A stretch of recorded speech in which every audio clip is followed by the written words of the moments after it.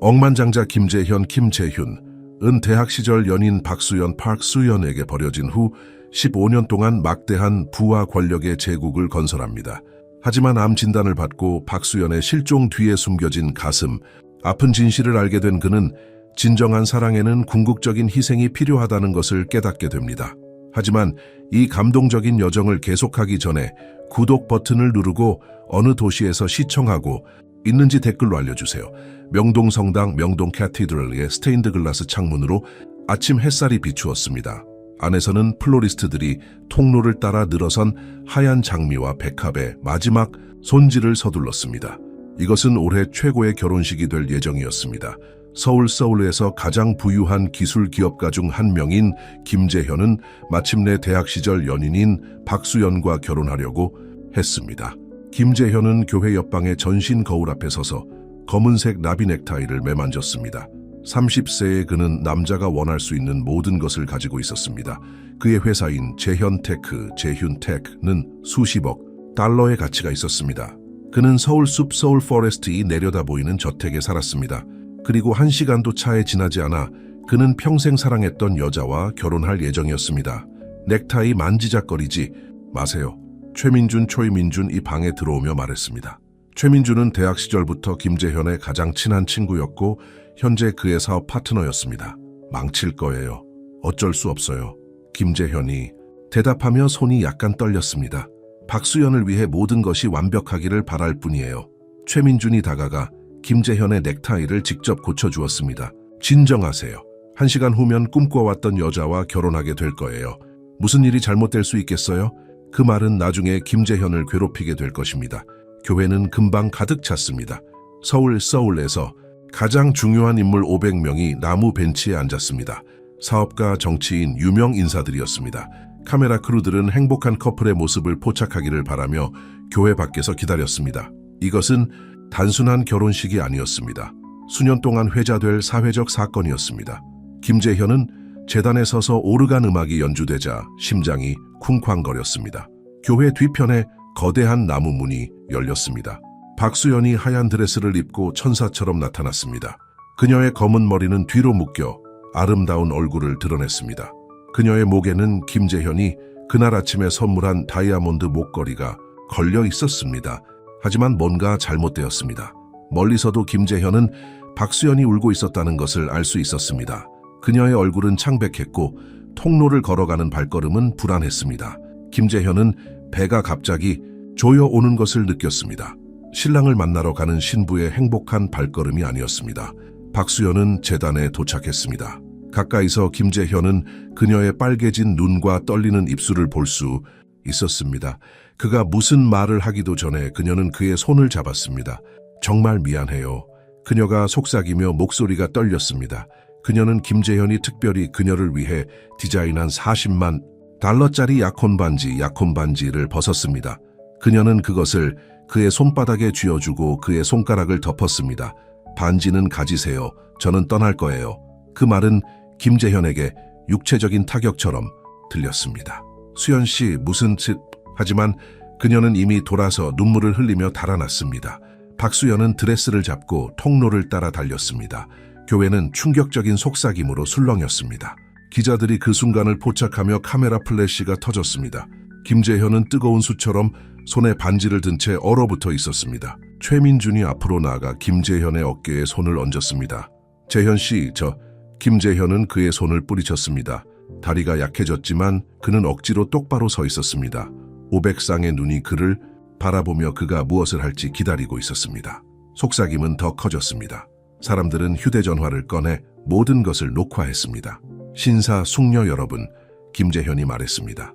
그의 목소리는 갑자기 고요해진 가운데 울려 퍼졌습니다. 오늘 결혼식은 없습니다. 사과 말씀드립니다. 그는 세상이 무너지는 와중에도 고개를 들고 교회를 나섰습니다. 밖에서 기자들이 질문을 외쳤습니다. 김재현 씨, 이런 일이 일어날 줄 알았습니까? 다른 남자가 있었습니까? 무슨 일이 잘못되었습니까? 김재현은 그들을 모두 무시하고 검은색 롤스로이스에 올라탔습니다. 운전하세요. 그가 운전색에 말했습니다.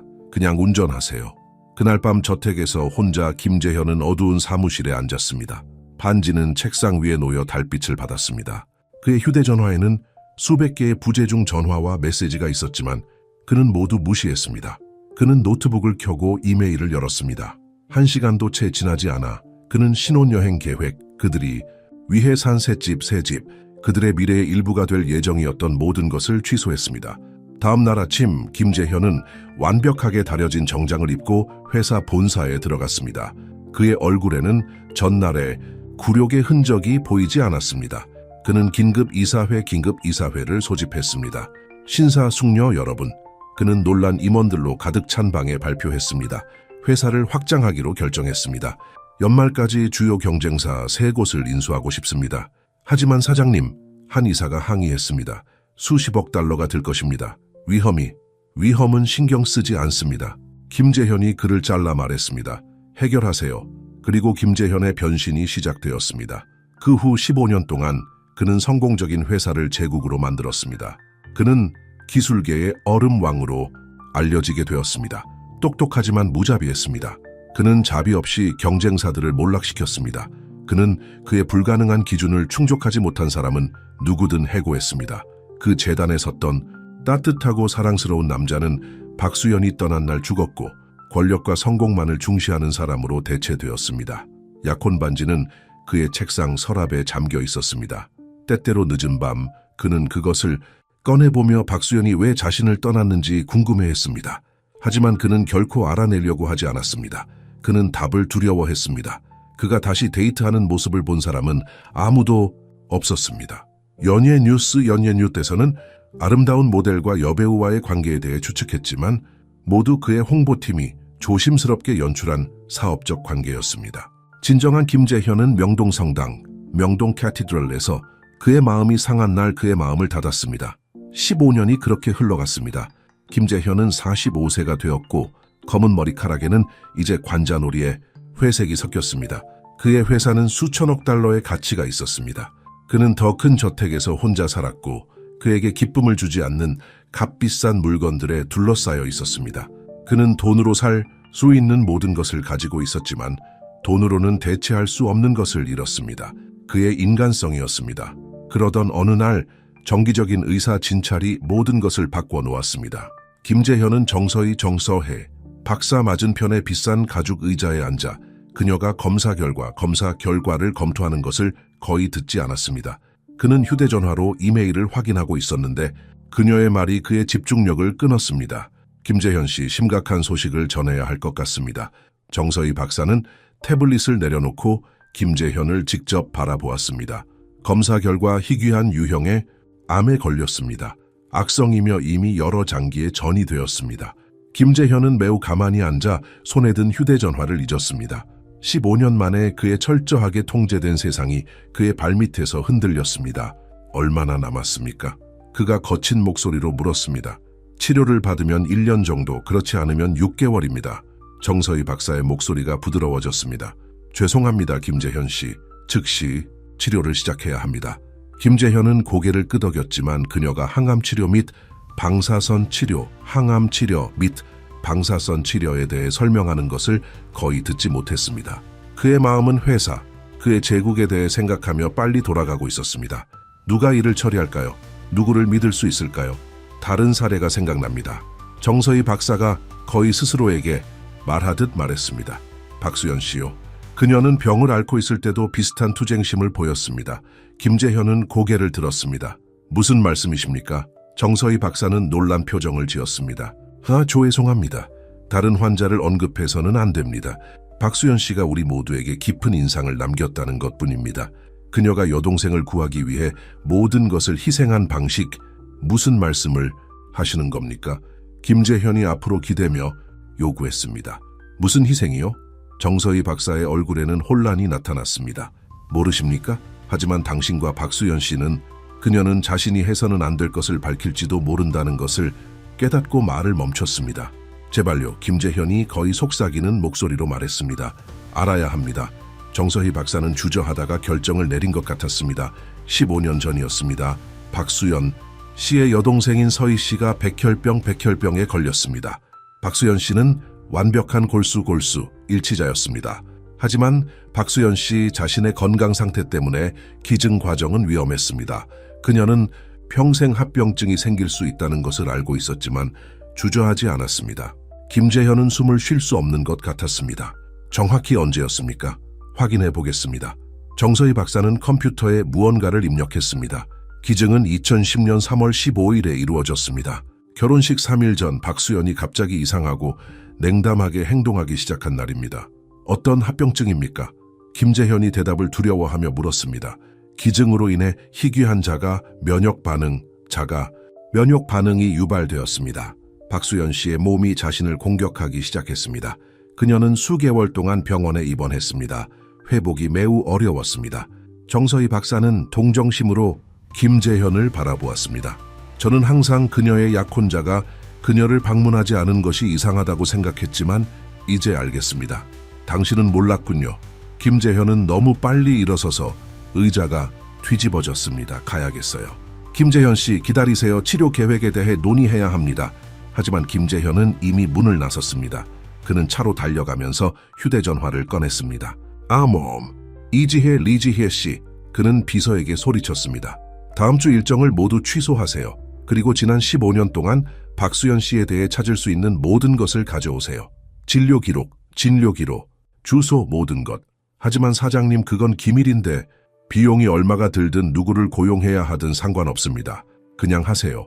사무실로 돌아와 김재현은 책상 서랍 맨 아래를 열었습니다. 반지 상자는 여전히 그곳에 있었고 수년 동안 손 떼지 않았습니다. 그는 그것을 열고 대부분의 사람들의 집보다 더 비싼 다이아몬드를 바라보았습니다. 왜 말하지 않았어요, 수연 씨? 그가 속삭였습니다. 그의 생각을 방해하는 노크 소리가 들렸습니다. 언제나처럼 허락을 기다리지 않고 들어온 최민준이었습니다. 재현 씨, 무슨 일이죠? 이지혜 씨가 모든 회의를 취소했다고 했어요. 최민준은 반지 상자를 보고 멈췄습니다. 왜 그 낡은 것을 보고 있죠? 최민준의 어조 때문에 김재현은 갑자기 고개를 들었습니다. 두려움. 그의 친구의 눈에 섬광이 있었습니다. 알고 있었습니까? 김재현이 조용히 물었습니다. 무슨 일을 알고 있었습니까? 수연 씨에 대해, 그녀가 정말 왜 떠났는지에 대해. 최민준의 얼굴은 텅 비었습니다. 너무 텅 비었습니다. 그것은 그가 어려운 사업 협상 중에 보였던 표정과 같았습니다. 그건 15년 전 일입니다, 재현 씨. 지금 무슨 상관입니까? 상관 있어요, 김재현이 소리를 높이며 말했습니다. 왜냐하면 제가 이 제국을 건설하는 동안 사랑하는 여자는 목숨을 걸고 싸우고 있었거든요. 어떻게 저만 몰랐을까요? 최민준은 손을 벌렸습니다. 재현 씨, 진정하세요. 제대로 생각하지 못하고 있습니다. 수연 씨와 무슨 일이 있었는지는 지나간 일입니다. 더 중요한 일이 있습니다. 홍콩, 거래. 질문에 답하세요, 민준 씨. 수연 씨의 상태에 대해 알고 있었습니까? 오랫동안 두 남자는 서로를 바라보았습니다. 마침내 최민준은 한숨을 쉬었습니다. 네, 그가 조용히 말했습니다. 알고 있었습니다. 김재현은 얼굴에서 피가 빠져나가는 것을 느꼈습니다. 얼마나 알고 있었습니까? 결혼식 전날 알았습니다. 수연 씨가 울면서 제게 찾아왔습니다. 그녀는 여동생 골수 기증에 대해 말했습니다. 그녀가 얼마나 아플지에 대해서도 말했습니다. 그리고 저에게 말하지 않았습니까? 김재현의 목소리는 치명적으로 고요했습니다. 당신은 인생 최대의 거래를 성사하려고 했습니다. 당신이 수연 씨의 상태를 알았다면 모든 것을 제쳐두고 그녀를 돌봤을 겁니다. 우리의 모든 계획, 우리가 노력했던 모든 것이 망가졌을 겁니다. 그래서 무엇을 했습니까? 최민준은 넥타이를 고쳐 매었습니다. 김재현이 이사회에서 수천 번 본 불안한 습관이었습니다. 그녀에게 당신을 정말 사랑한다면 떠나라고 말했습니다. 당신에게는 이룰 운명이 있고 아픈 아내를 돌보는 것이 당신을 붙잡을 것이라고 말했습니다. 당신의 성공을 보장하는 유일한 방법은 당신을 떠나는 것이라고 그녀를 설득했습니다. 김재현은 배에 주먹으로 맞은 것 같았습니다. 이 모든 세월 동안 그는 박수연이 자신을 버렸다고 생각했습니다. 하지만 진실은 그녀가 여동생을 구하고 그의 꿈을 보호하기 위해 그들의 사랑을 희생했다는 것이었습니다. 나가세요, 김재현이 떨리는 목소리로 말했습니다. 재현 씨, 이성적으로 나가라고 했어요. 김재현이 소리치며 반지 상자를 최민준에게 던졌습니다. 그것은 그의 머리 옆 벽에 부딪혔습니다. 5분 안에 이 건물에 있다면 경비에게 내쫓게 할 겁니다. 최민준이 떠난 후 김재현은 책상에 앉아 머리를 감쌌습니다. 그의 휴대전화가 울렸습니다. 이지혜가 그가 요청한 박수연에 대한 정보를 보냈습니다. 떨리는 손으로 그는 파일을 열었습니다. 현재 주소가 있었습니다. 서울 외곽의 서울 성모병원, 서울 세인트 메리스 호스피털. 입원 날짜를 보고 그의 심장이 멈췄습니다. 3개월 전 김재현은 차 키를 잡았습니다. 그는 진실을 알기 위해 15년을 기다렸습니다. 그는 더 이상 기다리지 않을 것입니다. 요양병원까지 가는데 40분이 걸렸습니다. 매 초가 1시간처럼 느껴졌습니다. 김재현의 마음은 질문으로 가득했습니다. 박수연은 그를 만나고 싶어 할까요? 그는 그녀에게 무슨 말을 할까요? 그녀는 얼마나 아플까요? 그가 요양병원 주차장에 들어서자 휴대전화가 울렸습니다. 아마도 그의 암 치료를 예약하려는 정서희 박사일 것입니다. 그는 휴대전화를 껐습니다. 지금은 박수연을 찾는 것 외에는 아무것도 중요하지 않았습니다. 요양병원은 정원으로 둘러싸인 평화로운 곳이었습니다. 접수대에서 김재현은 박수연의 방번호를 물었습니다. 간호사는 그를 의심스럽게 바라보았습니다. 박수연 씨는 오늘 매우 약합니다. 방문객을 받지 않습니다. 김재현은 지갑을 꺼내 대부분의 사람들이 평생 보는 것보다 더 많은 용이 있는 수표를 썼습니다. 이것은 요양병원을 위한 것입니다. 그가 말했습니다. 제발요. 그녀를 만나야 합니다. 간호사는 수표를 본 다음 김재현의 절박한 얼굴을 바라보았습니다. 마침내 그녀는 고개를 끄덕였습니다. 225호실입니다. 그녀가 말했습니다. 하지만 부탁드립니다. 그녀를 화나게 하지 마세요. 그녀는 충분히 힘든 시간을 보냈습니다. 김재현은 심장이 쿵쾅거리며 조용한 복도를 걸어갔습니다. 그는 215호실 앞에서 멈춰 섰습니다. 창문을 통해 그는 문에서 등을 돌리고 침대에 누워있는 마른 모습을 볼 수 있었습니다. 그는 심호흡을 하고 조용히 노크했습니다. 김재현의 노크에 대답이 없었습니다. 그는 주저하다가 천천히 문을 열었습니다. 병실은 작았지만 밝았고 큰 창문으로 햇살이 비추고 있었습니다. 침대 옆 탁재는 신선한 꽃과 몇 장의 쾌유 기원 카드, K외유 기원 카드가 있었습니다. 하지만 김재현의 시선을 사로잡은 것은 침대에 있는 모습이었습니다. 박수연은 15년 전 교회에서 달아났던 활기찬 여성과는 너무 달라 보였습니다. 그녀는 마르고 너무 말랐고 한때 검었던 머리카락에는 회색이 섞여 있었습니다. 그녀의 눈은 감겨 있었고 숨소리는 가늘었습니다. 수연 씨, 김재현이 속삭였습니다. 그녀의 눈이 깜빡였습니다. 잠시 동안 그녀는 마치 그가 실존하는지 확신이 없는 것처럼 그를 바라보았습니다. 재현 씨? 그녀의 목소리는 약하고 속삭임 이상이 아니었습니다. 여기서 무슨 일이에요? 그는 한 걸음 더 가까이 다가갔습니다. 방금 알았어요. 모든 것을. 여동생에 대해, 당신이 한 일에 대해. 박수연은 일어서려고 했지만 너무 약했습니다. 김재현은 서둘러 그녀를 도와등 뒤에 베개를 더 놓았습니다. 그녀의 향수에 친숙한 향기가 그를 덮쳤습니다. 그녀는 수년 동안 같은 향수를 사용하고 있었습니다. 여기에 있어서는 안 돼요. 박수연이 그에게서 시선을 돌리며 말했습니다. 제발 가세요. 안 돼요. 김재현은 그녀의 침대 가까이 의자를 당겨 앉았습니다. 당신이 진실을 말해줄 때까지 떠나지 않을 거예요. 모든 진실을. 박수연은 한참 동안 조용했습니다. 마침내 그녀가 말했을 때 그녀의 목소리는 떨렸습니다. 서희가 죽어가고 있었어요. 의사들은 골수, 이식을 하지 않으면 한 달도 살지 못할 것이라고 말했어요. 제가 가족 중 유일한 일치자였어요. 그녀는 잠시 멈추고 떨리는 숨을 쉬었습니다. 그들이 위험에 대해 말했을 때 저는 신경 쓰지 않았어요. 그녀는 제 여동생이었어요. 그녀를 구해야 했어요. 하지만 왜 저에게 말하지 않았어요? 김재현이 울먹이며 물었습니다. 우리는 결혼할 예정이었어요. 우리는 모든 것을 함께 극복할 예정이었어요. 박수연의 눈에는 눈물이 고였습니다. 민준 씨가 결혼식 전날 저를 찾아왔어요. 당신이 하고 있던 큰 합병 계약서를 보여주었어요. 그는 당신이 제 상태를 알면 모든 것을 포기하고 저를 돌볼 것이라고 말했어요. 제가 당신의 미래를 망칠 것이라고 말했어요. 그에게 그럴 권리가 없었어요. 김재현이 말했습니다. 그의 가슴에는 분노가 타올랐습니다. 그의 결정이 아니었어요. 제가 당신에게 편지를 썼어요. 박수연이 계속했습니다. 모든 것을 설명하는 편지요. 결혼식 후 당신에게 전달해달라고 민준 씨에게 주었어요. 그는 약속했어요. 김재현은 고개를 저었습니다. 편지를 받지 못했어요. 나중에 그가 편지를 전달하지 않았다는 것을 알게 되었어요. 그때쯤 당신은 너무 성공했습니다. 당신의 사진은 항상 사업 잡지에 실렸고 당신의 놀라운 업적에 대해 이야기하고 있었어요. 저는 민준 씨가 옳았다고 생각했어요. 당신을 떠나는 것이 당신의 경력에 가장 좋은 일이라고 생각했어요. 가장 좋은 일이라고요? 김재현은 일어서며 좌절감에 머리카락을 쥐었습니다. 수연 씨, 저는 15년 동안 마음이 죽어 있었어요. 네, 저는 제국을 건설했지만 그러는 과정에서 제 영혼을 잃었어요. 그리고 이제 그 모든 것이 거짓말에 근거했다는 것을 알게 되었어요. 간호사가 문을 살짝 열었습니다. 괜찮으세요? 큰 소리가 들렸어요. 박수연은 그녀에게 약하게 미소 지었습니다. 괜찮아요, 메리 씨. 오랜 친구와 이야기 중이에요.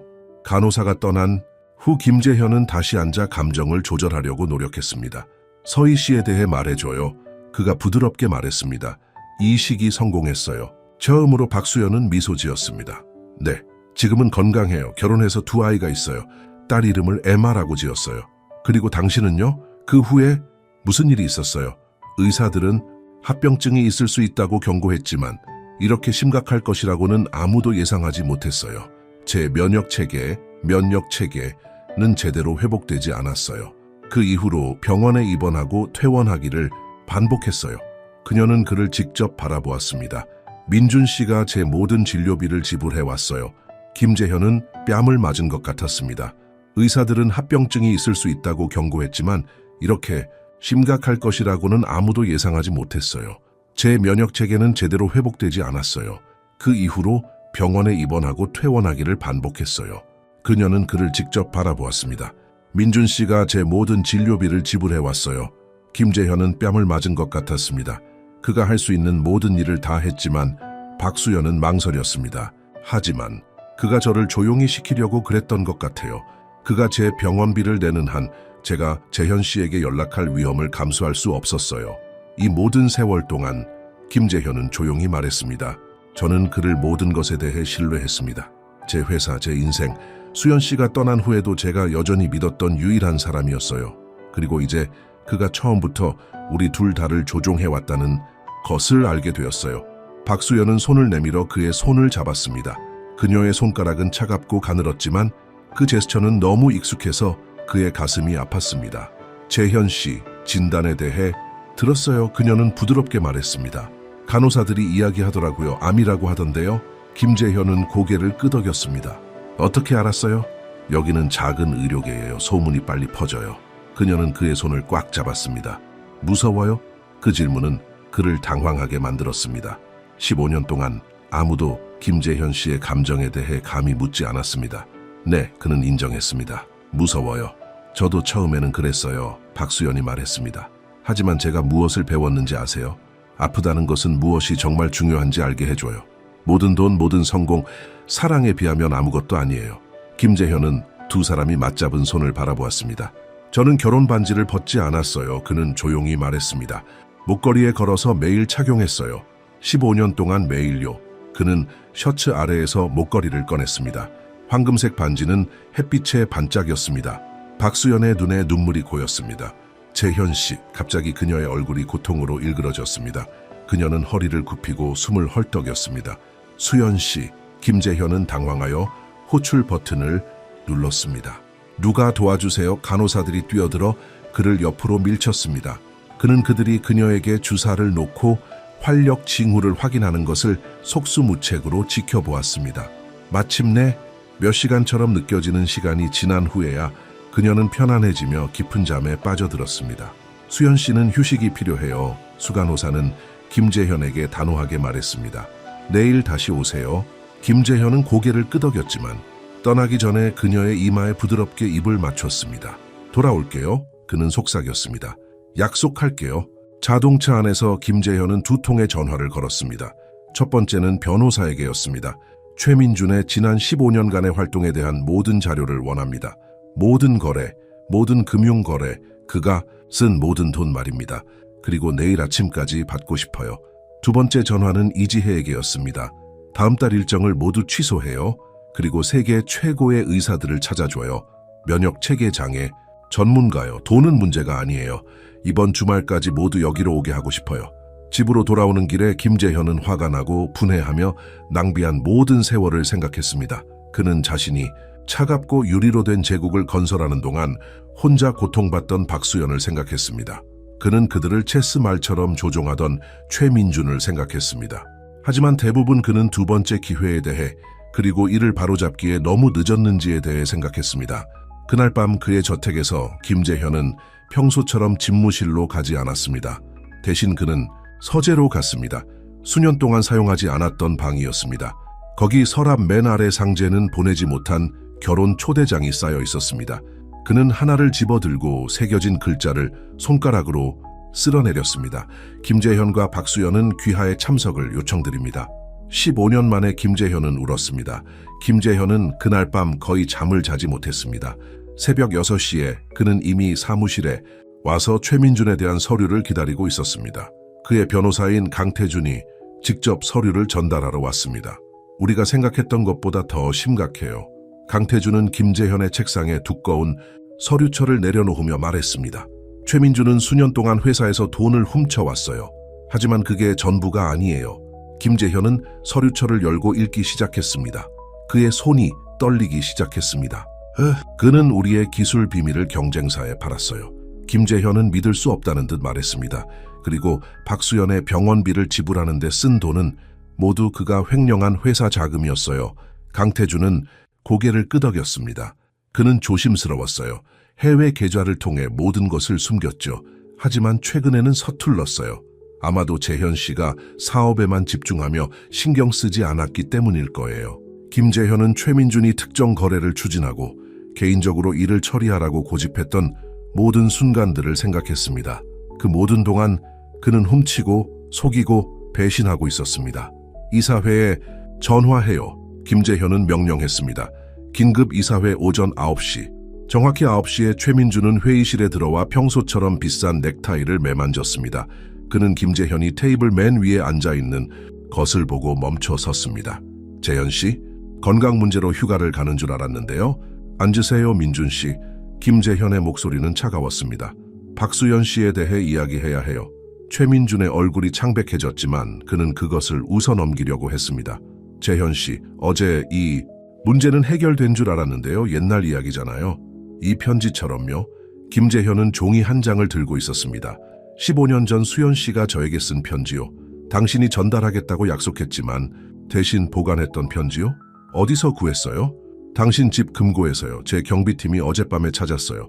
몇 가지 매우 흥미로운 재정 서류와 함께요. 김재현은 이사들에게 돌아섰습니다. 여러분, 제가 여러분을 여기로 부른 것은 심각한 상황이 있기 때문입니다. 다음 1시간 동안 김재현은 도난당한 기술, 횡령된 돈, 수년간의 조작에 대해 모든 것을 설명했습니다. 최민준은 여러 번 중단하려고 했지만 김재현은 시선으로 그를 침묵시켰습니다. 당신은 해고됐어요. 김재현은 마침내 말했습니다. 그리고 우리 변호사들로부터 소식을 듣게 될 거예요. 당신이 훔친 모든 돈을 이자와 함께 돌려받고 싶어요. 나에게 이럴 수 없어요. 최민준은 소리치며 일어섰습니다. 내가 당신을 만들었어요. 내가 없었으면 당신은 아무것도 아니었을 거예요. 당신이 없었더라면, 김재현은 조용히 말했습니다. 저는 사랑하는 여자와 15년 동안 행복했을지도 몰라요. 그 대신 저는 당신이 원했던 것처럼 차갑고 무정한 기계가 되었어요. 경비원들이 최민준을 밖으로 에스코트했습니다. 문에서 그는 돌아섰습니다. 그녀는 죽을 거예요. 그는 비웃었습니다. 박수연, 의사들은 그녀에게 길어야 6개월이라고 했어요. 당신은 죽어가는 여자 때문에 모든 것을 망치고 있어요. 김재현은 천천히 일어섰습니다. 아니요, 민준 씨. 저는 마침내 다시 인간이 되고 있어요. 당신이 결코 이해하지 못했던 것입니다. 최민준이 떠난 후 김재현은 이사들에게 말했습니다. 저는 휴가를 갑니다. 곧 한감 치료를 시작해야 하고. 그는 멈췄습니다. 제가 돌봐야 할 사람이 있어요. 그는 서울 성모병원으로 바로 향했습니다. 박수연은 깨어 있었고 어제보다 더 좋아 보였습니다. 그녀는 그를 보자 얼굴이 환해졌습니다. 돌아왔네요. 그녀는 부드럽게 말했습니다. 약속했잖아요. 그는 그녀의 침대 옆에 앉았습니다. 오늘 아침에 최민준을 해고했어요. 박수연의 눈이 커졌습니다. 재현 씨, 그럴 필요 없었는데. 아니요, 필요했어요. 그는 수년 동안 회사에서 돈을 훔쳐왔어요. 당신의 병원비를 지불하는 데 쓴 모든 돈요? 모두 훔친 돈이었어요. 그는 그녀의 손을 잡았습니다. 하지만 이제는 중요하지 않아요. 제가 세계 최고의 의사들을 고용했어요. 이번 주에 온다고 해요. 재현 씨, 박수연의 목소리는 부드러웠습니다. 여기 의사들은 이미 모든 것을 시도했어요. 더 이상 할 수 있는 것이 없어요. 있어야 해요. 그의 목소리가 흔들렸습니다. 방금 당신을 다시 만났어요. 당신을 잃을 수 없어요. 아, 재현 씨. 박수연은 그의 얼굴을 어루만졌습니다. 당신은 저를 결코 잃지 않았어요. 지난 15년 동안 매일 당신을 사랑했어요. 김재현의 얼굴을 눈물이 흘러내렸습니다. 그럼 저와 결혼해요. 뭐라고요? 그는 결혼 반지가 걸린 목걸이를 꺼냈습니다. 수연 씨, 저와 결혼해요. 바로 여기서, 지금 당장. 하루도 더 낭비하고 싶지 않아요. 하지만 당신의 항암 치료 함께 극복할 거예요. 남은 시간이 6개월이든 6년이든 당신의 남편으로서 함께 보내고 싶어요. 박수연은 눈물을 흘리며 미소 지었습니다. 네, 서울 성모병원의 사제가 바로 박수연의 방에서 결혼식을 집례했습니다. 간호사들이 증인으로 참석했고 김재현과 박수연이 15년 전에 거의 사용했던 것과 같은 반지를 교환하며 행복한 눈물을 흘렸습니다. 이걸 하기 위해 15년을 기다렸어요. 김재현은 말했고 신부에게 키스했습니다. 그날 밤 김재현은 병원 침대를 박수연의 방으로 옮겨 그녀와 함께 있었습니다. 어둠 속에서 침대 사이 공간을 사이에 두고 손을 맞잡고 누워있자 박수연은 말했습니다. 당신의 암에 대해 말해줘요. 의사들은 뭐라고 했어요? 공격적이에요. 김재현은 인정했습니다. 하지만 모든 것을 다 바쳐 싸울 거예요. 이제 살아갈 이유가 있어요. 함께 싸울 거예요. 박수연은 말했습니다. 15년 전에 그랬어야 했던 것처럼 다음 며칠은 정신없이 바빴습니다. 김재현은 두 사람 모두 치료를 받을 수 있는 개인 의료시설로 박수연을 옮기도록 준비했습니다. 세계 최고의 전문가들이 와서 새로운 실험 치료법으로 새로운 희망을 가져다 주었습니다. 하지만 더 중요한 것은 김재현과 박수연이 서로 이야기하고 놓쳤던 세월의 모든 이야기를 나눌 시간이 있었다는 것입니다. 박수연은 그에게 사라의 회복, 이모가 된 것, 그리고 병에도 불구하고 찾았던 작은 기쁨의 순간들에 대해 이야기했습니다. 김재현은 그녀 없이 얼마나 공허했는지, 성공이 얼마나 공허했는지에 대해 이야기했습니다. 전에 가끔 우리 옛 아파트 앞을 지나가곤 했어요. 그는 고백했습니다. 모든 돈과 성공 전에 우리가 얼마나 행복했는지 기억하면서요. 우리는 너무 어렸어요. 박수연이 말했습니다. 꿈으로 가득 차 있었죠. 여전히 그럴 수 있어요. 김재현은 그녀의 손을 꽉 잡았습니다. 다른 꿈일지도 몰라요.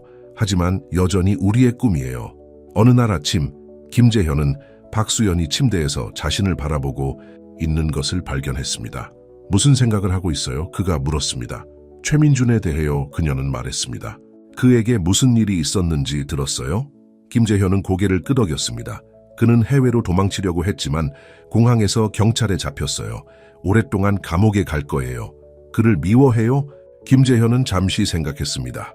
아니요. 그는 마침내 말했습니다. 이상하게도 그가 불쌍해요. 그는 진정한 행복이 돈이나 권력이 아니라 사랑이라는 것을 이해하지 못했어요. 박수연은 미소 지었습니다. 당신은 변했어요. 당신이 저를 변화시켰어요. 다시 말이죠.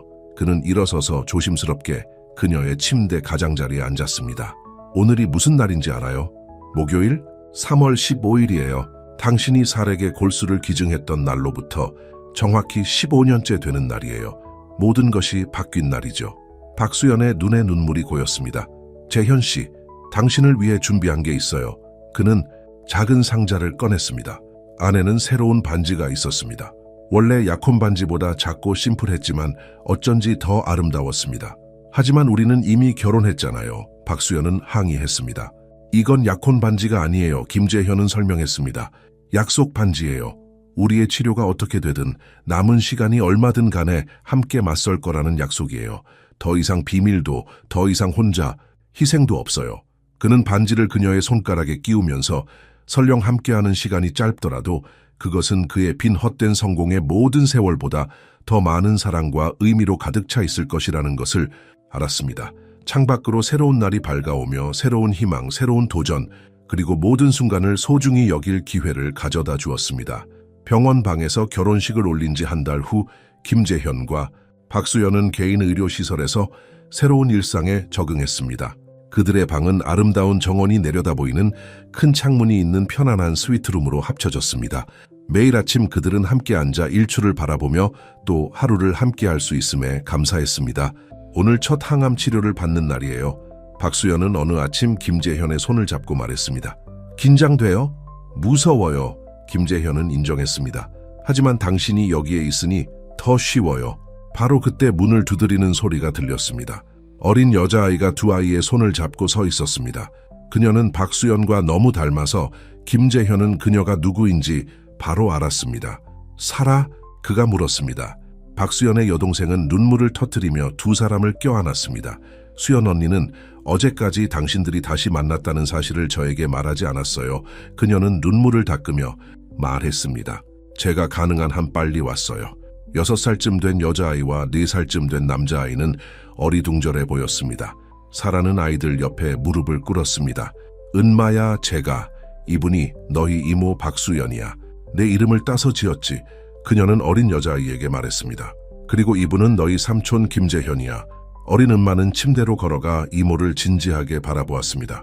엄마가 이모가 골수를 주고 엄마를 낫게 해줬대요. 그래 얘야, 박수연은 부드럽게 말했습니다. 근데 이모는 아파요. 그래, 하지만 의사들이 나을 수 있도록 열심히 노력하고 있어. 어린 여자아이는 침대에 올라가 이모를 꽉 껴안았습니다. 필요하면 제 골수를 드릴게요. 그녀는 선언했습니다. 방 안의 모든 사람들이 눈물을 흘렸습니다. 김재현은 엄마 뒤에 숨어있던 어린 잭을 안았습니다. 식당에 가서 아이스크림을 먹는 건 어때? 그가 제안했습니다. 엄마랑 이모가 이야기할 시간을 좀 주자. 김재현이 아이들과 함께 간 후 사라는 박수연의 침대에 앉았습니다. 그가 정말 여기에 있다니 믿을 수 없어요. 그녀는 말했습니다. 이렇게 오랜 세월이 지난 후에 최민준이 마침내 모든 것을 자백했어요. 박수연은 설명했습니다. 우리를 조종하고 회사에서 돈을 훔친 것에 대해 그 뱀 같은 놈, 사라의 얼굴이 어두워졌습니다.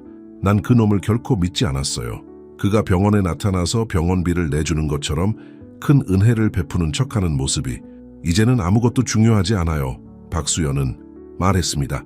재현 씨와 저는 다시 만났어요. 그게 제가 신경 쓰는 전부예요. 사라는 여동생의 손을 잡았습니다. 의사들이 어제 저에게 전화했어요. 그들이 그녀의 목소리가 흔들렸습니다. 당신에게 남은 시간이 많지 않다고 했어요. 박수연은 평온하게 고개를 끄덕였습니다. 알아요. 하지만 사라야, 내 말 들어봐요. 재현 씨와 함께 보낸 지난 몇 주는 모든 것보다 소중했어요. 후회는 하나도 없어요. 불공평해요. 사라는 울부짖었습니다. 언니가 제 목숨을 구했는데 이제 제가 사랑하는 남자와 함께 가족들에 둘러싸여 마지막 날들을 보낼 수 있어요. 그걸로 충분해요. 김재현이 아이들과 함께 돌아왔을 때 그는 자매들이 함께 웃으며 사라의 휴대전화에 있는 옛 사진들을 보고 있는 것을 발견했습니다. 그의 가슴은 박수연의 미소를 보고 뭉클했습니다. 병에도 불구하고 너무 밝았습니다. 그날 오후 김재현은 첫 항암 치료를 받았습니다. 박수연은 자신도 약했지만 그와 함께 있겠다고 고집했습니다. 당신을 떠나지 않을 거예요. 그는 항의하자 그녀는 단호하게 말했습니다. 모든 것을 함께 맞서겠다고 약속했잖아요. 기억해요? 치료는 고통스러웠습니다. 김재현은 그 후 몇 시간 동안 계속 토했지만 박수연은 그의 곁을 떠나지 않았습니다. 그녀는 그의 손을 잡고 시원한 수건으로 그의 얼굴을 닦아주고 조카들에 대한 이야기를 해주며 고통에서 벗어나도록 도왔습니다. 일주일 후 그들은 예상치 못한 방문객들을 맞이했습니다. 수년 동안 연락하지 않았던 김재현의 부모님이 의료시설에 나타났습니다. 최민준에 대한 뉴스를 봤어요. 그의 어머니는 주저하며 말했습니다. 그리고 제 모든 것을 들었어요. 차가운 사업 수완을 결코 승인하지 않았던 자존심 강한 김재현의 아버지는 눈물을 글썽였습니다. 아들아, 우리가 잘못했어. 그는 말했습니다. 수연이에 대해 네가 살아야 한다고 생각했던 삶의 방식에 대해 모든 것이 잘못됐어. 김재현은 격려하듯 고개를 끄덕이는 박수연을 바라보았습니다. 들어오세요. 그는 부모님에게 말했습니다. 이번에는 제대로 만나야 할 사람이 있어요. 다음 몇 시간 동안 가족들은 치유되기 시작했습니다. 김재현의 어머니는 박수연을 극진히 돌보며 베개를 바꿔주고 부엌에서 특별한 음식을 주문했습니다. 그의 아버지는 해변집을 개조하여 김재현과 박수연이 치료 사이에 휴식을 취할 수 있는 곳으로 만들자고 말했습니다. 바닷바람이 두 사람에게 좋을 거예요. 그는 주장했습니다. 그날 밤 모두가 떠난 후 박수연은 김재현이 조용한 것을 알아차렸습니다. 무슨 생각을 하고 있어요?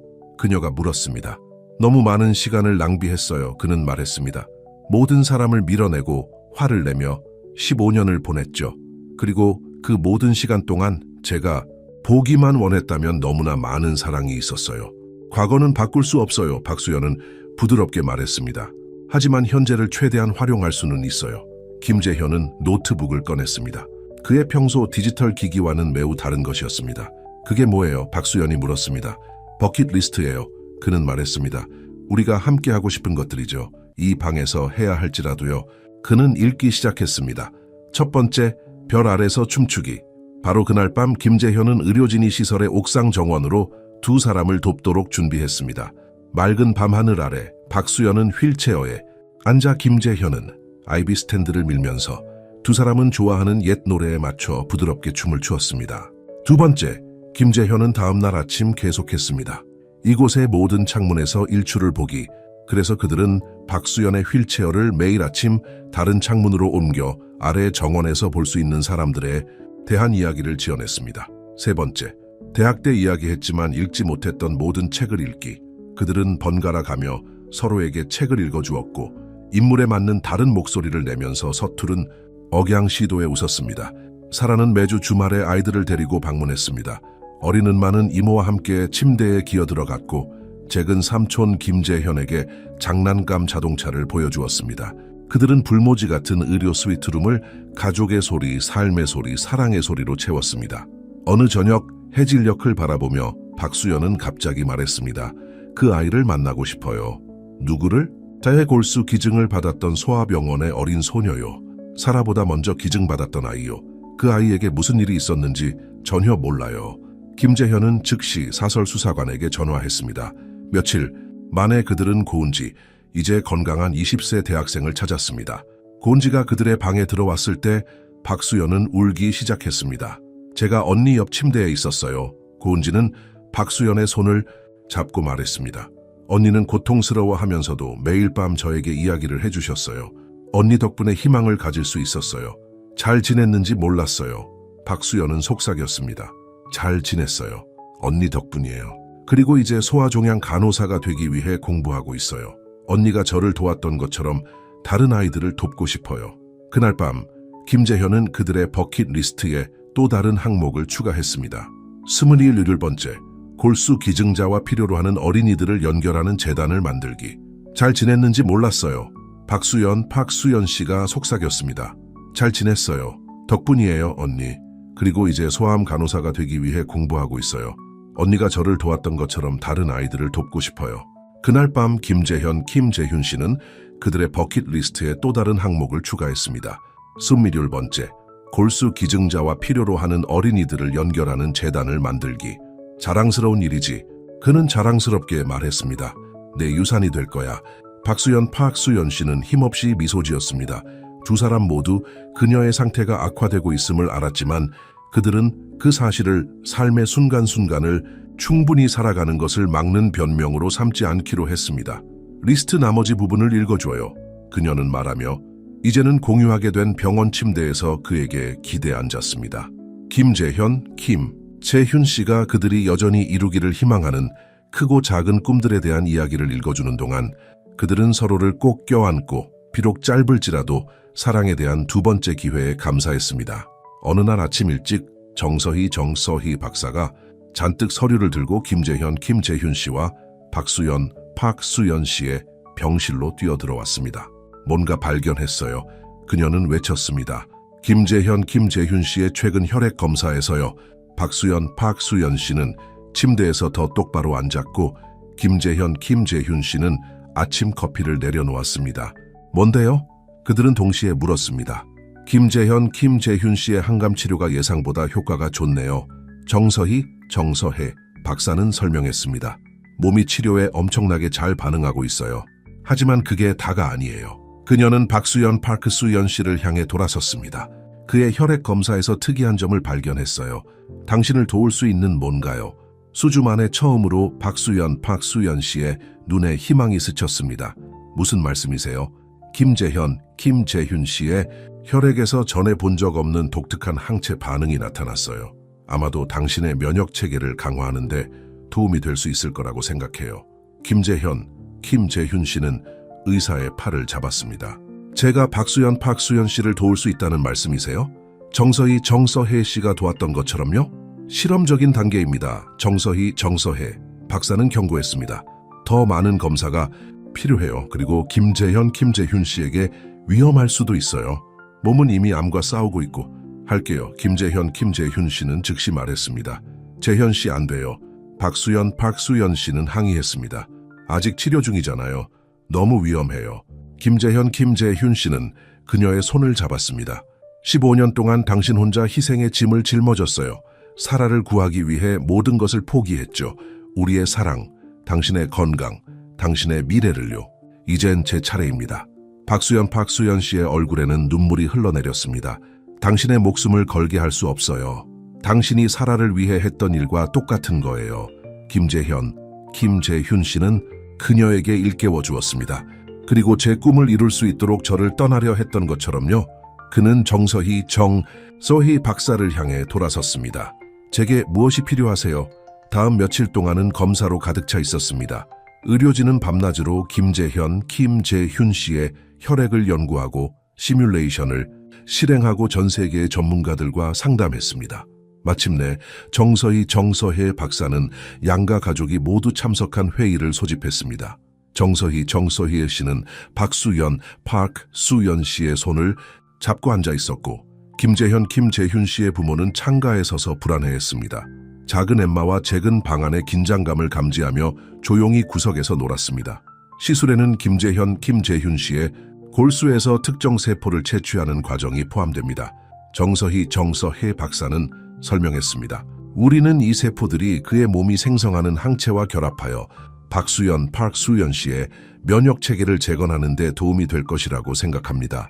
그리고 위험은요? 정서혜 씨가 물었습니다. 김재현 씨에게는 상당한 위험이 있습니다. 시술로 인해 암과 싸우는데 가장 필요한 시기에 면역 체계가 약해질 수 있습니다. 박수연 씨에게는 정서혜 박사는 잠시 멈췄습니다. 가장 좋은 기회이지만 보장은 없습니다. 김재현 씨의 어머니가 앞으로 나섰습니다. 다른 방법은 없나요? 다른 치료는요? 다른 모든 방법을 시도했습니다. 정서혜 박사는 부드럽게 말했습니다. 이것이 마지막 선택입니다. 김재현 씨는 일어섰습니다. 그럼 하죠. 그날 밤 모두가 떠난 후 수연 씨는 잠을 이룰 수 없었습니다. 그녀는 옆 침대에서 잠든 김재현 씨를 바라보았고 달빛이 그의 얼굴에 비치고 있었습니다. 제가 보고 있다는 걸 알고 있죠. 그는 눈을 뜨지 않고 말했습니다. 어떻게 알았어요? 항상 알아요. 그는 그녀를 향해 돌아섰습니다. 걱정하고 있죠. 물론 걱정해요. 박수연 씨의 목소리가 흔들렸습니다. 재현 씨, 죽을 수도 있어요. 아니면 우리 둘 다 살 수도 있고요. 그는 일어나 조심스럽게 그녀의 침대에 앉았습니다. 수연 씨, 당신이 그 교회에서 저를 떠났을 때 사라를 구하고 제게 성공할 기회를 주기 위해 그랬죠. 사랑을 위해 모든 것을 희생했어요. 이제 제가 진정한 사랑이 무엇인지 보여줄 차례입니다. 박수연 씨는 그의 얼굴을 어루만졌습니다. 이미 보여줬어요. 지난 몇 주 동안 당신과 함께한 시간, 제게 모든 것을 의미했어요. 그럼 제가 이렇게 하게 해줘요. 당신이 사라를 위해 싸웠던 것처럼 저를 위해 싸우게 해줘요. 다음 날 아침, 그들은 시술 준비를 시작했습니다. 의료진은 김재현 씨가 아직 충분히 건강할 때 가능한 한 빨리 시작하기를 원했습니다. 정서혜 씨는 병원에 특별한 것을 가져왔습니다. 15년 전 박수연 씨의 오래된 일기였습니다. 그녀는 부모님 댁을 청소하다가 그것을 발견했습니다. 함께 읽고 싶을 것 같아서 가져왔어요. 그녀는 말했습니다. 그날 저녁 김재현 씨와 소연 씨는 박수연 씨의 침대에 나란히 앉아 그녀의 과거 글을 읽었습니다. 2010년 3월 10일 김재현 씨가 큰 소리로 읽었습니다. 오늘 사라의 골수 기증자가 저라는 사실을 알았습니다. 의사 선생님이 위험성에 대해 설명했지만 어떻게 그럴 수 있겠어요? 그녀는 제 여동생이에요. 그녀가 태어난 날 그녀를 안았을 때 늘 그녀를 보호하겠다고 약속했죠. 김재현, 김재훈 씨가 계속 읽자 박수연, 박수연 씨는 눈물을 닦았습니다. 2010년 3월 14일, 내일 시술입니다. 무섭지만 고통이 무서운 게 아니에요. 재현 씨가 무서워요. 어떻게 말해야 할까요? 그의 꿈을 망칠 위험을 어떻게 감수할 수 있을까요? 민준 마르큐스 씨가 오늘 계약서를 보여줬어요. 재현 씨는 그가 꿈꿔왔던 모든 것에 아주 가까이 와 있었죠. 김재현, 김재훈 씨의 목소리는 다음 항목을 읽으면서 흔들렸습니다. 2010년 3월 18일, 시술이 끝났습니다. 사라는 호전되고 있습니다. 고통은 제가 예상했던 것보다 심하지만 제 가슴의 고통과는 비교도 안 돼요. 재현 씨는 지금쯤 일어나서 제가 왜 결혼식장에서 그를 떠났는지 궁금해할 거예요. 민준 마르큐스 씨는 합병이 완료된 후 모든 것을 설명하겠다고 약속했습니다.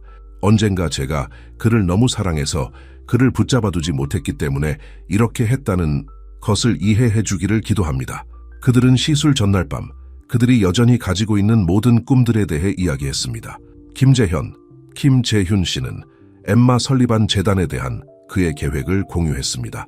골수 기증자와 환자를 연결하고 가족에게 재정적 지원을 제공하며 면역 질환 연구에 자금을 지원하는 방법 등에 대해 말했습니다.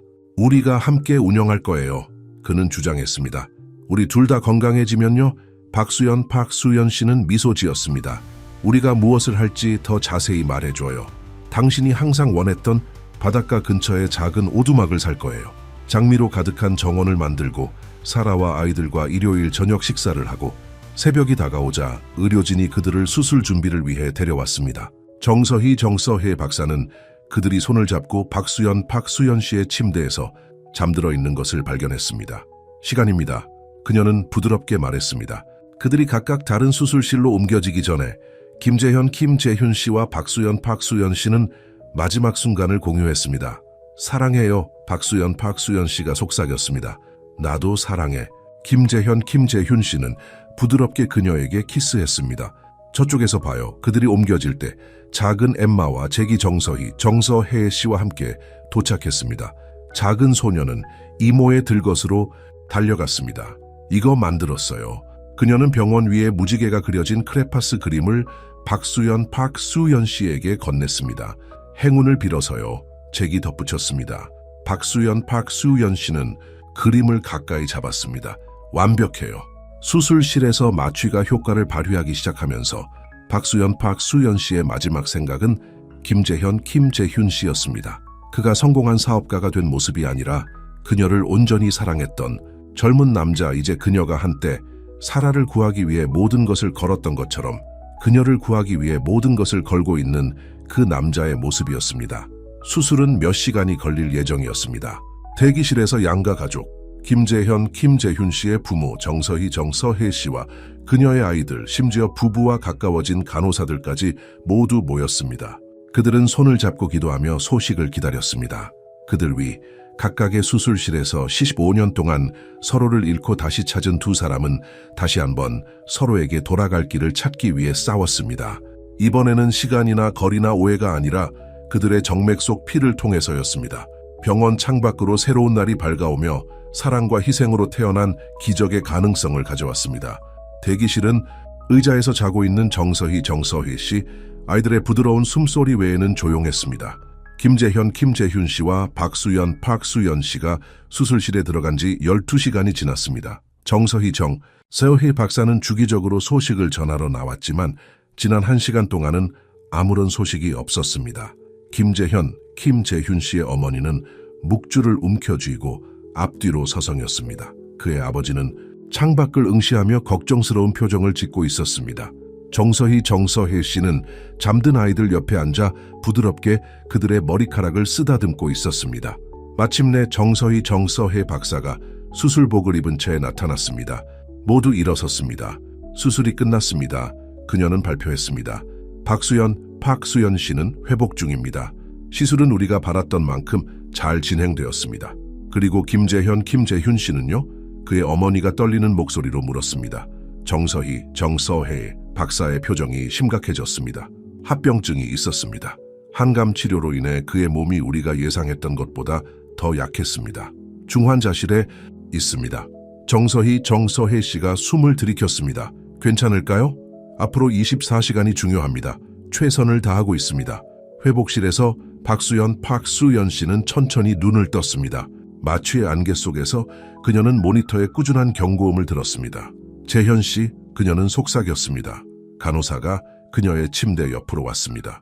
말씀하지 마세요, 매튜스 여사님. 쉬셔야 합니다. 재현 씨는 어디 있어요? 재현 씨를 봐야 해요. 간호사는 불편한 표정을 지었습니다. 중환자실에 있습니다. 좀 더 건강해지시면 안 돼요. 박수연 씨는 일어나려고 애썼습니다. 지금 당장 데려가 주세요. 부탁드립니다. 정서해. 박사와 상의한 후 그들은 박수연 씨의 침대를 김재훈 씨의 중환자실로 옮기기로 동의했습니다. 그의 모습은 그녀의 심장을 멈추게 했습니다.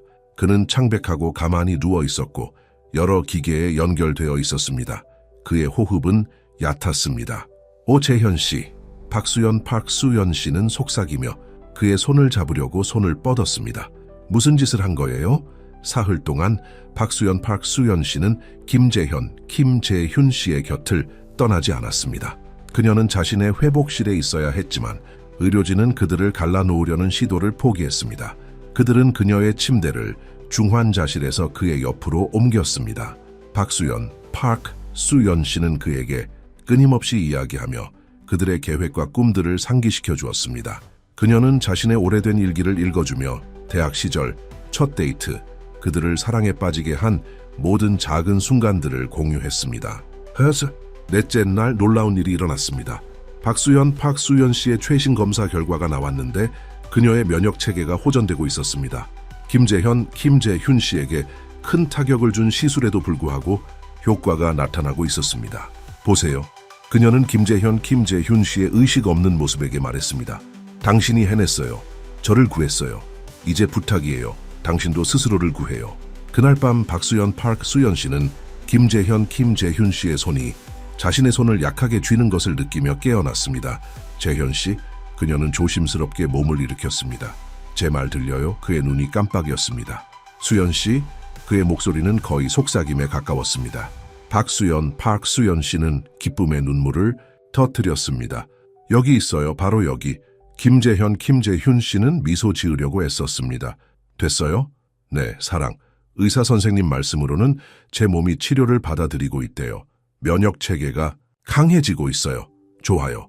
그의 눈이 다시 감기기 시작했습니다. 가치 있는 일이었어. 다음 몇 주 동안 그들은 모두 회복하기 시작했습니다. 박수연 씨는 매일 더 강해지며 짧은 거리를 걸을 수 있게 되었습니다. 김재훈 씨의 회복 속도는 느렸지만 꾸준했습니다. 그들은 개인 병실로 돌아왔고 양가 가족들이 매일 방문했습니다. 작은 엠마와 잭은 그들의 방을 그림과 이야기로 가득 채웠습니다. 그들은 김재훈 씨의 침대에 조심스럽게 올라가 그의 관과 전선을 주의하며 학교 이야기를 해주었습니다. 어느 오후 아이들이 낮잠을 자고 박수연 씨가 검사를 받고 있는 동안 최민준 씨의 변호사가 김재훈 씨를 만나러 왔습니다. 최민준 씨가 이것을 드리라고 했습니다. 변호사는 김재훈 씨의 침대 옆 탁제 편지를 놓으며 말했습니다. 그가 어젯밤 감옥에서 자살하기 전에 쓴 거예요.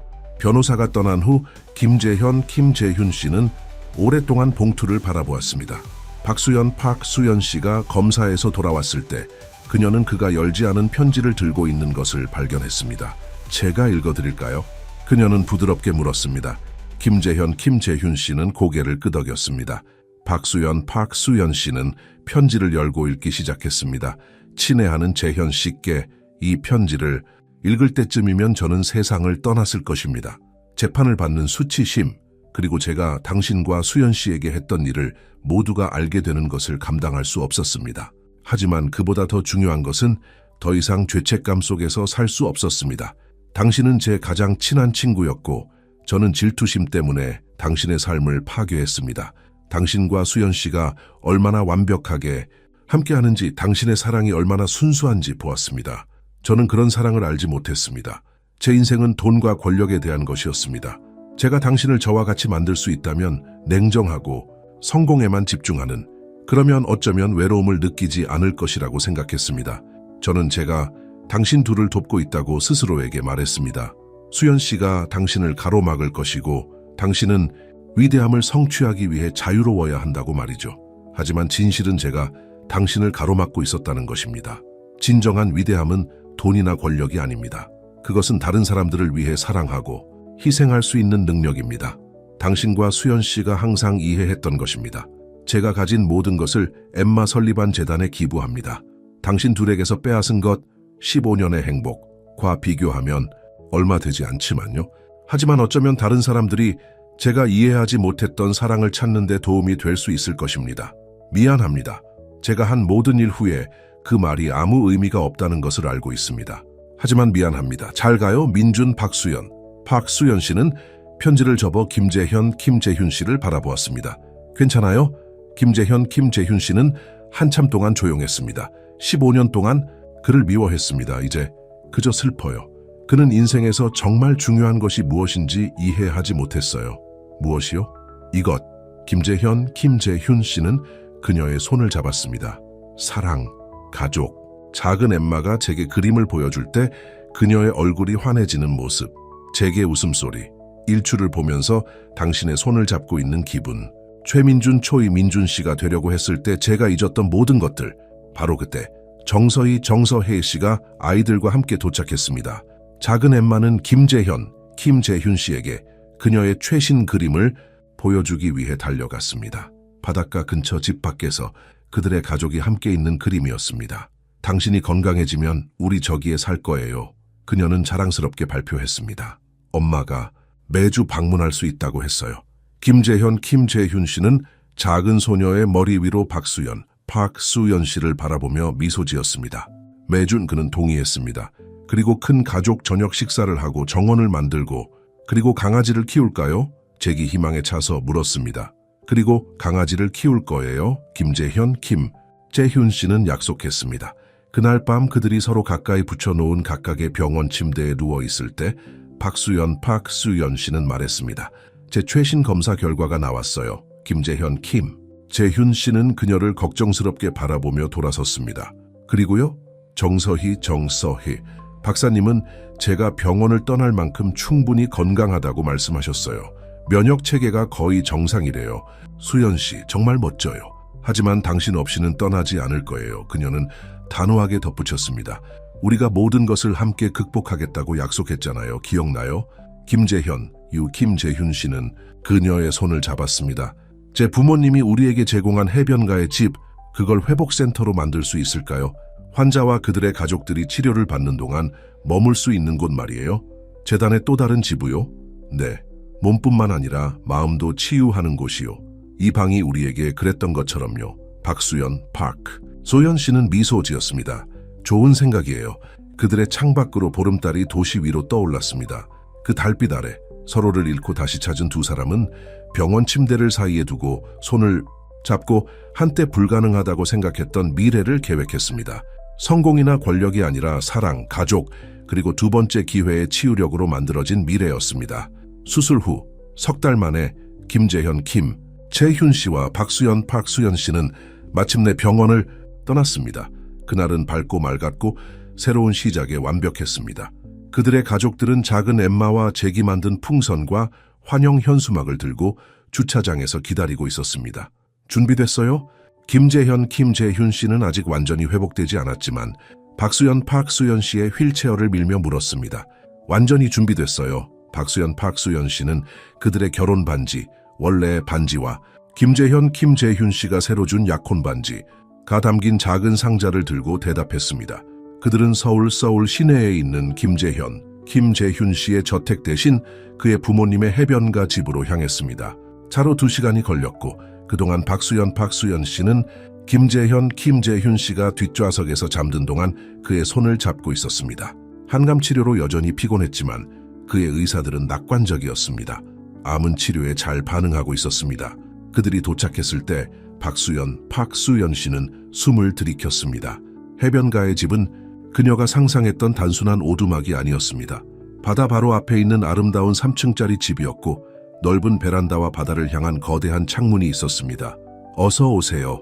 김재현, 김재훈 씨의 어머니가 박수연 씨를 채에서 내리는 것을 도우며 말했습니다. 김재현, 김재윤 씨의 아버지는 그를 도왔습니다. 안으로 들어가자 그들은 정서혜 씨와 아이들이 바쁘게 일하고 있었음을 알게 되었습니다. 집은 신선한 꽃으로 장식되어 있었고 부엌에서는 맛있는 냄새가 났습니다. 환영 파티를 할 거예요. 작은 엠마가 자랑스럽게 발표했습니다. 하지만 그 전에 정서혜 씨가 말했습니다.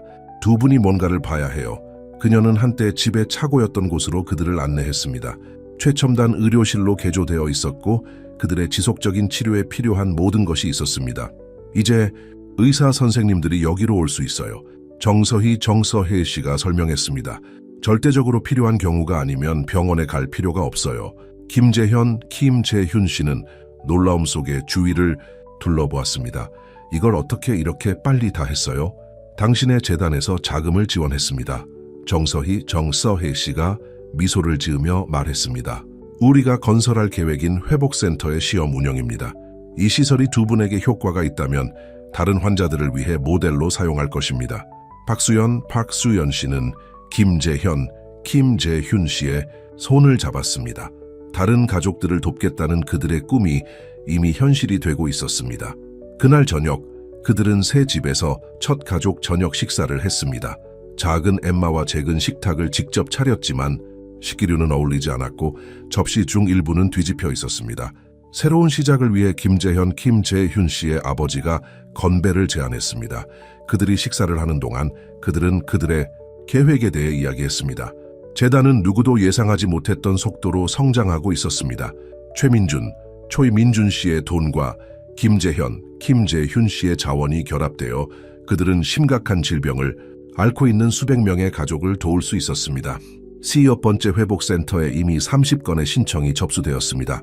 정서혜 씨가 보고했습니다. 그녀는 이제 재단의 이사로 일하고 있었습니다. 사랑하는 사람이 치료를 받는 동안 머물 곳이 필요한 가족들이죠. 그리고 뭐냐면요. 작은 엠마가 끼어들었습니다. 제 반이 재단을 위해 모금 행사를 하고 있어요. 쿠키를 팔고 있대요. 김재현, 김재윤 씨는 그녀의 머리를 쓰다듬었습니다. 정말 멋지다 자기야. 조금씩 도움이 되고 있어. 현관에는 파도 소리가 두 사람을 진정시켰습니다. 수연이는 재현 씨 무릎에 앉아 차가운 저녁 공기에 대비하여 담요를 함께 덮었습니다. 오늘 이사회에서 전화가 왔어요. 재현 씨가 조용히 말했습니다. 수연이는 고개를 돌려 그를 바라보았습니다. 그리고요? 최고 경영자로 돌아오길 바란대요. 뭐라고 답했어요? 거절했어요. 재현 씨는 그녀의 이마에 입을 맞췄습니다.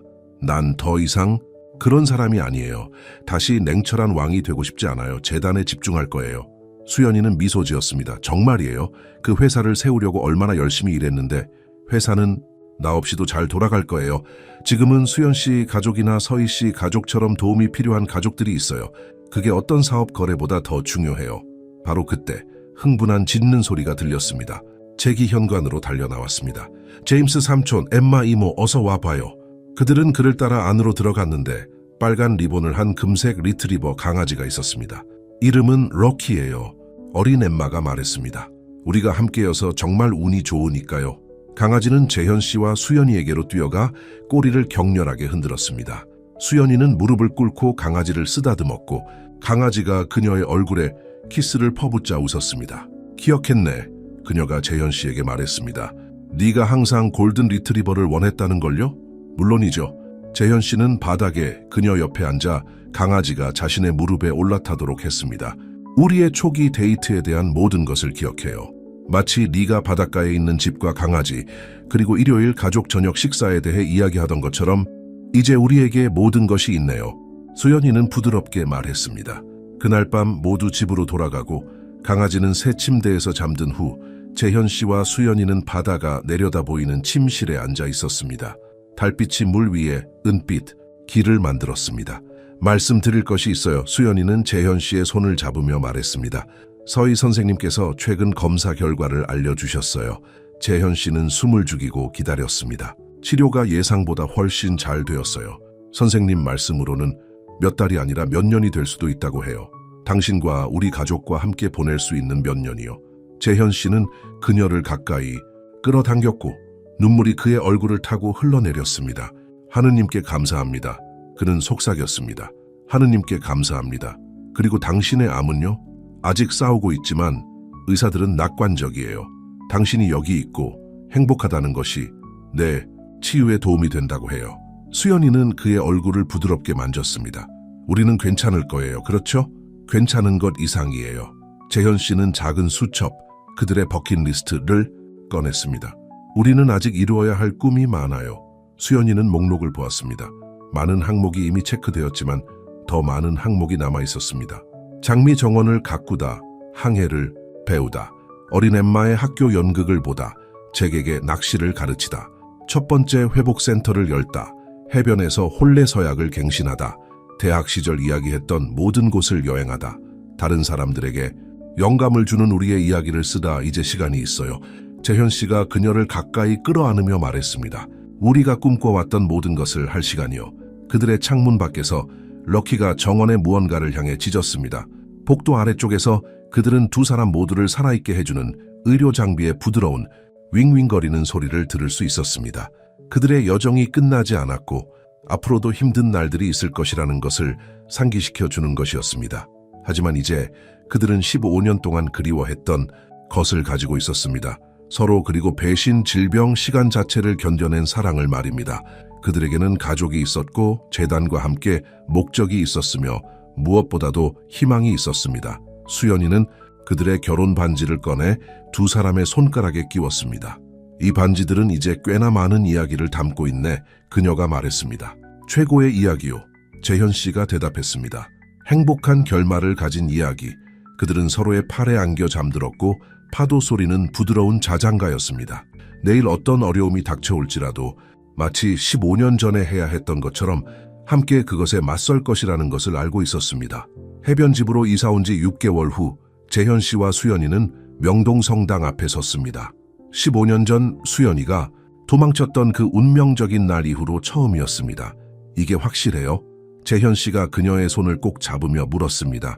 수연이는 고개를 끄덕였습니다. 때가 되었어요. 그들은 함께 거대한 나무 문을 통과했습니다. 성당은 똑같아 보였습니다. 스테인드 글라스 창문, 긴 통로, 그들의 삶이 영원히 바뀐 재단까지. 하지만 이번에는 결혼식을 위해 온 것이 아니었습니다. 그들은 성당 바로 옆에 세워질 첫 번째 박수연 재단 회복센터의 개소를 발표하기 위해 온 것이었습니다. 딱 맞는 것 같아요. 수연이는 재단 이사회에 말했습니다. 마음 아픈 장소를 치유해 장소로 바꾸는 건 말이에요. 기자회견장은 가득 찼습니다. 한때 그들의 깨진 결혼을 보도했던 기자들은 이제 그들의 사랑, 희생, 구원의 이야기를 열렬히 다루었습니다. 하지만 청중 중 가장 중요한 사람들은 기자들이 아니었습니다. 바로 새로운 센터의 도움을 받을 가족들이었습니다. 재현 씨는 마이크 앞으로 나섰고 최근 치료 후 건강하고 강해 보였습니다. 수연이는 그의 옆에 앉아 새롭게 건강해진 모습으로 빛나고 있었습니다. 15년 전 재현 씨는 시작했습니다. 나는 이 성당에 서서 사랑과 희생에 대한 고통스러운 교훈을 배웠습니다. 나의 약혼녀는 재단에서 나를 떠났습니다. 나를 사랑하지 않아서가 아니라 여동생을 충분히 사랑해서 자신의 모든 것을 걸고 그녀의 생명을 구하려 했기 때문입니다. 그는 눈물을 닦는 수연이를 바라보았습니다. 내가 그때 몰랐던 것은 사랑이란 때로는 놓아주는 것을 의미한다는 것이었습니다. 수연이는 내가 성공을 추구할 수 있도록 나를 놓아주었고 그동안 그녀는 자신의 건강과 싸우는 침묵의 싸움을 벌였습니다. 하지만 진정한 사랑은 항상 돌아옵니다. 오늘 우리는 우리의 상실의 이야기를 희망의 이야기로 바꾸고 있습니다. 서희는 그들과 함께 단상에 올라 건축 설계도를 들고 있었습니다. 박수연 재단 회복센터는 사랑하는 사람이 치료를 받는 동안 가족들에게 무료 주택을 제공할 것입니다. 그녀는 설명했습니다. 각 스위트룸은 우리 해변집에서 테스트한 것처럼 갖춰질 것입니다. 가족들은 함께 머물면서 치유 과정을 통해 서로를 지지할 수 있습니다. 일요일 최고의 옷을 입은 어린 엠마와 잭은 건물 모형을 공개했습니다. 그것은 아름다웠습니다. 유리와 돌로 만들어진 현대적인 구조물로 정원과 어린이 놀이터가 있었습니다. 하지만 그것이 전부가 아니에요. 재현 씨는 계속했습니다. 민준 씨의 유산으로부터의 관대한 기부 덕분에 우리는 연구기금도 설립하고 있습니다. 우리는 최고의 의료기관들과 협력하여 면역 장애를 연구하고 새로운 치료법을 개발할 것입니다. 기자회견 후 수연이의 골수를 받았던 젊은 간호사인 은지 씨가 흥미로운 소식을 가지고 그들에게 다가왔습니다. 제가 의과대학에 합격했어요. 그녀는 발표했습니다. 그리고 면역학을 전문으로 하고 싶어요. 재단의 장학금, 프로그램이 가능하게 해주고 있어요. 수연이는 그녀를 꽉 껴안았습니다. 은지 씨는 많은 사람들을 도울 거예요. 그날 저녁 그들은 해변집에서 축하 만찬을 열었습니다. 거대한 식당에는 수연이와 재현이의 이야기에 감명을 받은 사람들로 가득했습니다. 두 사람을 포기하지 않았던 서희 선생님도 있었습니다. 그들이 가장 힘든 시절에 그들을 돌보았던 간호사들도 있었습니다. 그들의 해변집을 미래회복센터의 모델로 바꾸는데 도움을 준 서희와 그녀의 아이들도 있었습니다. 심지어 재현 씨의 전 이사회 임원들도 있었습니다. 이제 그들은 그가 회사가 아닌 재단에 집중하기로 한 결정을 전적으로 지지하고 있었습니다. 이제 강아지가 아닌 훈련 중인 온화한 치료견이 된 럭키는 손님들 사이를 돌아다니며 해변집 환자들에게 했던 것처럼 위로와 기쁨을 제공했습니다. 저녁 식사 중에 어린 엠마가 일어서서 발표했습니다. 제가 커서 뭐가 될지 결정했어요. 그녀는 선언했습니다. 엠마 이모와 제임스 삼촌처럼 사람들을 도울 수 있는 의사가 되고 싶어요. 그리고 저는 재단 운영을 돕고 싶어요. 잭이 덧붙이며 뒤처지고 싶지 않아 했습니다. 재현 씨는 이 모든 사람들을 바라보았습니다. 그들은 그들의 가족이 되었습니다. 그는 민준 씨에 대해 생각했습니다. 그는 진정한 성공이 돈이나 권력에 관한 것이 아님을 결코 이해하지 못했습니다. 그날 밤늦게 재현 씨와 수연이는 럭키와 함께 해변을 걸었습니다. 그들이 처음 해변집으로 돌아왔던 밤처럼 보름달이 떠 있었습니다. 오늘 편지를 받았어요. 수연이가 말했습니다. 부산에 사는 10대 소녀로부터요. 그녀는 남동생을 위해 골수 이식이 필요하지만 부모님은 위험을 걱정하고 있어요. 뭐라고 답했어요? 우리 이야기를 해줬어요. 사랑이 두려움보다 강하고 때로는 우리가 줄 수 있는 가장 큰 선물은 자신이라는 것을 말이에요. 재현 씨는 걷다가 멈춰서서 그녀를 바라보았습니다. 후회해요? 어떤 것도? 수연이는 잠시 생각했습니다. 내가 후회하는 유일한 것은 처음부터 당신에게 진실을 말할 만큼 우리의 사랑을 믿지 못한 것입니다. 하지만 다른 모든 것, 서희를 구하고 서로에게 돌아오고 재단을 세우는 것, 모든 것이 정확히 운명대로 일어났습니다. 바로 그때 서희의 차가 해변집에 도착했습니다. 창문을 통해 그들은 어린 엠마와 잭이 뒷좌석에서 잠들었다는 것을 알 수 있었습니다. 주말에 머물 거예요. 수연이는 그에게 상기시켰습니다. 잭이는 내일 당신에게 낚시를 가르쳐 달라고 했어요. 재현 씨는 미소 지었습니다. 그리고 어린 엠마는 다음 주에 무용 발표회가 있어요. 우리 버킷리스트에 있었죠. 기억나요? 그들은 집으로 돌아왔고 그들의 개인 스위트룸에서는 의료, 장비가 여전히 조용히 윙윙거리고 있었습니다. 그러나 그것은 더 이상 그들의 삶의 초점이 아니었습니다.